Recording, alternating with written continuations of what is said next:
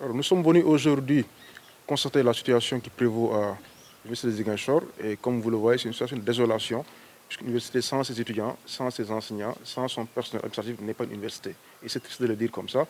Et nous avons rencontré hier les autorités et nous leur avons demandé notre exigence de réouverture de l'université, puisqu'en fait, on ne peut pas refaire les mêmes erreurs qu'à l'UQAD. Il nous faudra sécuriser rapidement l'université et réouvrir dans les meilleurs délais. Et donc, nous condamnons, comme nous l'avons déjà fait encore une fois de plus, la violence envers les enseignants, le personnel. Il faudrait que ceux qui ont été auteurs de ces violences-là soient sanctionnés comme le prévoient les conseils de discipline. Et ensuite, bien sûr, sécuriser l'université, mais que, de grâce, que le ministre tienne, en tout cas, ses promesses, les engagements qui ont été pris lors des tournées, mais aussi lors du séminaire sur la stabilisation des calendriers, qu'ils puissent les respecter. Je pense que le SAES est un syndicat responsable, déterminé pour que ces questions-là soient résolues de façon définitive. La question des chantiers pour Ziguinchor, c'est indigne d'une université en fait, c'est indigne. Si vous regardez ces bâtiments-là, qui sont construits depuis 10 ans bientôt et qui ne sont pas livrés, il faut les auditer comme l'a demandé le président. Nous sommes favorables à l'audit des chantiers, mais aussi à la livraison dans les meilleurs délais pour que nous puissions rattraper ce qui reste de l'année académique 2023-24.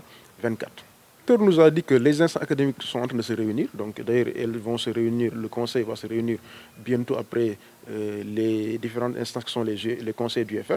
Et nous avons espoir en tout cas qu'ils vont réouvrir l'université pour que les étudiants puissent revenir. Donc sécuriser, mais aussi appeler les étudiants au calme. Parce qu'en fait, l'université n'est pas une zone de non-droit dans laquelle chacun ferait ce qu'il veut. Il faudrait que les leçons de l'UQAD puissent servir, que l'on puisse arrêter la violence, les casses, les saccages, et que l'on puisse venir enseigner dans les meilleurs délais. Nous espérons en tout cas que nous serons entendus, parce qu'après, le SAES dégage toute responsabilité sur éventuellement ce qui pourrait advenir de l'année académique 2023-24. Donc nous attendons depuis 6 mois la mise à disposition de décrets. Donc c'est le décret sur la réversion des pensions aux ayants cause, donc les veufs et les veuves des enseignants décédés. Ce décret-là a été signé et perdu, nous dit-on dans le Conseil des ministres, mais depuis lors nous attendons qu'il soit réintroduit. Je pense que le SAES a tout dit pour ce décret, mais malheureusement toutes les promesses n'ont pas été tenues. Et dans les jours qui viennent, en tout cas, le SAES sera obligé de sortir pour réclamer ce décret qui est une question de dignité.